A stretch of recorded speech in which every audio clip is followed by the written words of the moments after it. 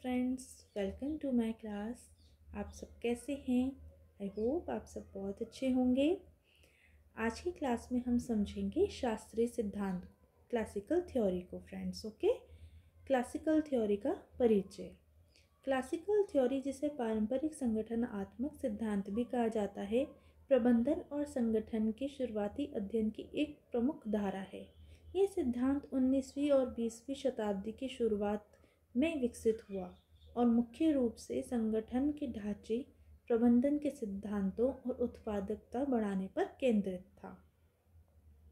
Classical theory, जिसे पारंपरिक संगठनात्मक सिद्धांत भी कहते हैं, प्रबंधन और संगठन के शुरुआती अध्ययन की एक प्रमुख धारा है कि प्रबंधन मैनेजमेंट कैसा होना चाहिए, संगठन किस तरीके से होना चाहिए, कैसा होना चाहिए, तो उसकी एक प्रमुख धारा है ये सिद्धांत। ये सिद्धांत 19वीं और 20वीं शताब्दी की शुरुआत में विकसित हुआ था और मुख्य रूप से किस पे केंद्रित है ये सिद्धांत? संगठन के ढांचे पर, कि संगठन का जो स्ट्रक्चर है वो कैसा होना चाहिए, प्रबंधन के सिद्धांतों की मतलब जो प्रबंधन है, मैनेजमेंट है, उसके कुछ सिद्धांत बताए गए। सिद्धांतों के आधार पर ही प्रबंधन होना चाहिए और उत्पादकता, इफ़िशिएंसी बढ़ाने पर ये केंद्रित है ये सिद्धांत। इस सिद्धांत का मुख्य उद्देश्य संगठन को कुशलता, प्रभावशीलता और स्पष्टता के साथ चलाना था। इस सिद्धांत का मुख्य उद्देश्य क्या था, क्या लक्ष्य था इसका? संगठन को कुशलता, प्रभावशीलता और स्पष्टता होनी चाहिए, इसके साथ चलाना था। क्लासिकल थ्योरी के अंतर्गत 3 प्रमुख दृष्टिकोण शामिल हैं। 3 प्रमुख नज़रिया है: वैज्ञानिक प्रबंधन सिद्धांत, प्रशासनिक प्रबंधन सिद्धांत, ब्यूरोक्रेटिक प्रबंधन सिद्धांत। ये 3 दृष्टिकोण हैं। क्लासिकल थ्योरी के प्रमुख सिद्धांत, इसका पहला पॉइंट है कार्य विभाजन। कार्य का विभाजन करना, कार्य को छोटे छोटे हिस्सों में विभाजित करके विशेषज्ञता प्राप्त करना। जो कार्य सरकार है, सरकार के पास तमाम कार्य होते हैं। अब वो अकेले तो सभी कार्यों को संपन्न नहीं कर सकती, सभी कार्यों को अच्छे से कंप्लीट नहीं कर सकती, इसलिए वो विशेष जो कार्य होते हैं सरकार खुद के लिए रखती है कि वो खुद करती है विशेष कार्यों को, लेकिन बाकी के जो भी तमाम कार्य हैं वो अधिकारियों को सौंप देती है। काम का छोटे छोटे हिस्सों में काम को बांट देती है, जिससे काम अच्छे से कंप्लीट हो सके, जो भी उद्देश्य हैं, लक्ष्य हैं, वो पूरे हो सके। इसका सेकंड पॉइंट है संगठनात्मक संरचना। थर्ड पॉइंट है संगठन को एक पद अनुक्रम में व्यवस्थित करना, जिससे हर व्यक्ति की भूमिका स्पष्ट हो। संगठन को एक पदानुक्रम में व्यवस्थित करना, इसे यहाँ पर समझते हैं फ्रेंड्स। पदानुक्रम या श्रेणी क्रम, इसे श्रेणी क्रम भी कहते हैं। यह एक ऐसी प्रणाली है जिसमें व्यक्तियों, समूहों या चीज़ों को उनके पद, स्थिति, अधिकार या महत्व के आधार पर ऊंचाई से नीचाई तक क्रमबद्ध किया जाता है। ऊंचाई से नीचाई तक, उच्च से निम्न तक क्रमबद्ध किया जाता है। क्रमबद्ध मतलब स्टेप बाय स्टेप कहते हैं ना, जिसको क्रमबद्ध किया जाता है। जैसे अभी हम यहाँ समझते हैं और कि व्यक्तियों, समूहों या चीज़ों को उनके पद, स्थिति और अधिकार, मतलब कि जैसे लोक प्रशासन में कई सारे पद होते हैं, उच्च से लेकर निम्न पद होते हैं, है ना, तो अलग अलग पद होते हैं। अब हर एक पद का पे जो अधिकार होता है वो अलग अलग होता है ना। हर पद पर अलग अलग व्यक्ति बैठता है, तो हर एक पद के अनुसार अधिकार होता है, हर पद के अनुसार उत्तरदायित्व दिए जाते हैं, है ना, रिस्पॉन्सिबिलिटी सौंपी जाती है। किसी को कोई अधिकार प्राप्त होंगे, किसी को कम अधिकार प्राप्त होंगे, तो किसी को ज़्यादा अधिकार प्राप्त होंगे, है ना। किसी पर कम रिस्पॉन्सिबिलिटी होगी तो किसी पर ज़्यादा रिस्पॉन्सिबिलिटी भी होगी। तो पद, स्थिति, उसकी स्थिति क्या है कि वो किस पद पर बैठा है, उस हिसाब से उसको अधिकार दिए जाएंगे, उस हिसाब से उसकी रिस्पॉन्सिबिलिटी होगी। और वही चीज़ अधिकार भी, ये महत्व के आधार पर ऊंचाई से नीचाई तक क्रमबद्ध किया जाता है। आई होप फ्रेंड्स आपको समझ में आया होगा। अब फोर्थ पॉइंट है प्राधिकरण और उत्तरदायित्व, और फिफ्थ पॉइंट है नियम और प्रक्रियाएं। क्लासिकल थ्योरी के 3 दृष्टिकोण। इन दृष्टिकोण को भी हमने पहले भी देखा था। इस सिद्धांत को FW टेलर ने विकसित किया। इसका उद्देश्य क्या था? कार्य की दक्षता बढ़ाना, कार्य की जो एफिशिएंसी उसको बढ़ाना। इसके मुख्य बिंदु कौन से हैं? समय और गति अध्ययन, समय का और गति का अध्ययन करना कि कितने समय में हम उस काम को कंप्लीट कर पा रहे हैं, उस कितनी स्पीड से कंप्लीट कर पा रहे हैं। कार्य मानकीकरण, श्रमिकों को प्रोत्साहन। इसका सेकंड पॉइंट है प्रशासनिक प्रबंधन सिद्धांत। इसका विकास हेनरी फ्योल ने किया। उन्होंने प्रबंधन के 14 सिद्धांतों की स्थापना की और प्रबंधन के कार्यों को परिभाषित किया। इसका विकास किसने किया? हेनरी फ्योल ने। उन्होंने प्रबंधन के 14 सिद्धांतों की स्थापना करी थी। 14 सिद्धांतों की स्थापना कि प्रबंधन इस 14 सिद्धांतों के हिसाब से होना चाहिए, और प्रबंधन के कार्यों को परिभाषित भी किया। फ्योल के प्रमुख कार्य कौन कौन से हैं?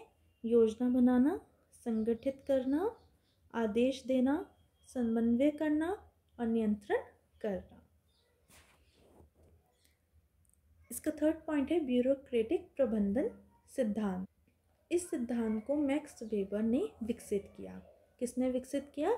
मैक्स वेबर ने। इसका उद्देश्य संगठन में अनुशासन और दक्षता लाना था। अनुशासन और दक्षता लाना था, डिसिप्लिन और एफिशिएंसी लाना था। इसकी मुख्य विशेषता क्या है? पद अनुक्रमित संरचना, जो कि अभी हमने समझी। नियम आधारित प्रबंधन, नियम आधारित प्रबंधन, नियमों के हिसाब से हर एक सार्वजनिक जो कार्य होते हैं, हर एक सार्वजनिक नियमों के हिसाब से ही संगठन के भीतर कार्य किए जाते हैं। नियमों के हिसाब से ही सभी अधिकारियों को चलना होता है। नियमों के हिसाब से ही अपने सभी कार्य संपन्न करने होते हैं। निष्पक्षता और पारदर्शिता। क्लासिकल थ्योरी की विशेषताएं। अब हम इसकी विशेषताओं को समझते हैं। इसका पहला है स्पष्ट अधिकार और जिम्मेदारी। स्पष्ट अधिकार और जिम्मेदारी। हर एक अधिकारी को ये पता होना चाहिए कि उसके क्या अधिकार हैं और उस पर क्या जिम्मेदारी है, क्योंकि पद बहुत सारे होते हैं, उच्च स्तर से निम्न स्तर होते हैं। तो हर एक पद पर अलग अलग व्यक्ति बैठा होता है, अलग अलग अधिकारी बैठा होता है। किसी के ऊपर अधिक अधिकार होते हैं तो किसी के ऊपर कम अधिकार होते हैं। किसी के ऊपर ज़्यादा जिम्मेदारियां होती हैं, किसी के ऊपर कम होती है, लेकिन होती हैं।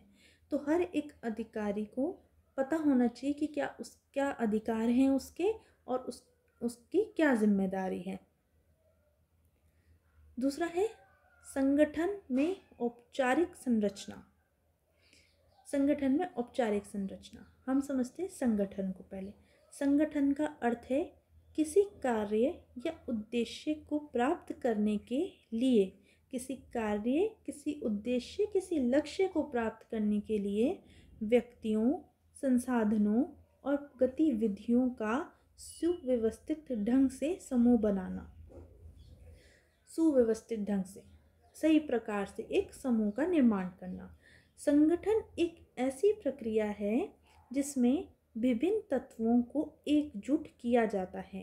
विभिन्न तत्वों को एकजुट कर लिया जाता है, एकत्रित कर लिया जाता है, ताकि वे सामूहिक रूप से अपने लक्ष्यों को प्रभावी ढंग से पूरा कर सके। सामूहिक रूप से जब सभी व्यक्ति एकजुट इकट्ठा हो जाएंगे, है ना, सहयोग होगा सबका एक दूसरे के साथ में, सब एक दूसरे की हेल्प करेंगे, तो जो लक्ष्य हैं, उद्देश्य हैं फ्रेंड्स, वो प्रभावी ढंग से पूरे होंगे, अच्छे से कंप्लीट हो पाएंगे।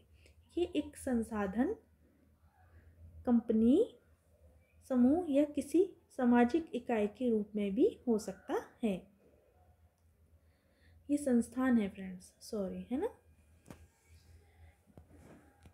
अब औपचारिक संरचना किसी संगठन की आधिकारिक संरचना या व्यवस्था है। किसी संगठन की क्या है, एक व्यवस्था है, उसे कहते हैं औपचारिक संरचना, जो नियमों, नीतियों और प्रक्रियाओं के माध्यम से बनाई जाती है। किससे बनाई जाती है? नियमों से, नीतियों और प्रक्रियाओं के माध्यम से बनाई जाती है। इसमें ये स्पष्ट किया जाता है कि विभिन्न भूमिकाओं और जिम्मेदारियों का वितरण कैसे होगा। बहुत सारी भूमिकाएं हैं, बहुत सारी जिम्मेदारियां हैं, उसका वितरण किस प्रकार से किया जाएगा, कैसे उसे बांटा जाएगा, कौन किसके प्रति उत्तरदायी होगा, और संगठन के भीतर संचार एवं निर्णय प्रक्रिया कैसे काम करेगी। संगठन के अंदर जो संचार है, संचार प्रक्रिया और निर्णय प्रक्रिया कैसे काम, यह है औपचारिक संगठन का मतलब। थर्ड है नियमों और प्रक्रियाओं पर जोर। नियमों पर और प्रक्रियाओं पर जोर दिया जाता है।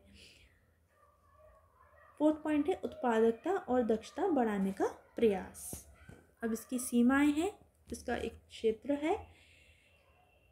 इसका पहला पॉइंट है मानव पहलुओं की उपेक्षा। मानव पहलुओं की उपेक्षा करना।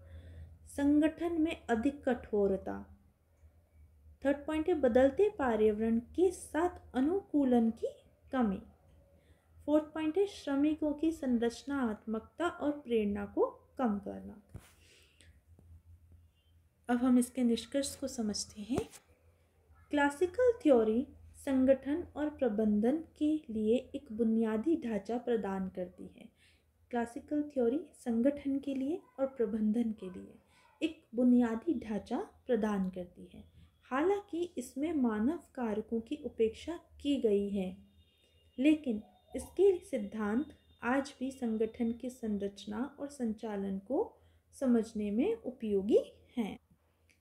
हालांकि इसमें मानव कारकों की उपेक्षा की गई है। मानव कारकों की उपेक्षा यहाँ समझते हैं।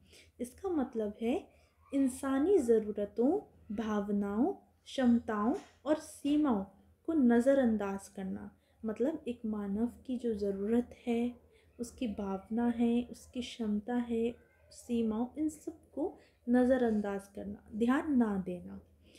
यह तब होता है जब किसी काम, प्रक्रिया या निर्णय में इंसानों की भूमिका, उनकी समस्याओं, सुझावों या भावनात्मक और शारीरिक ज़रूरतों को महत्व नहीं दिया जाता।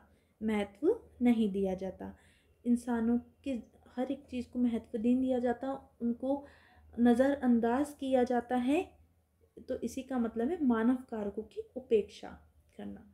लेकिन इसके सिद्धांत आज भी संगठनों की संरचना, जो संगठन का जो स्ट्रक्चर है वो, और संचालन, उसे चलाना, उसको समझने में उपयोगी है।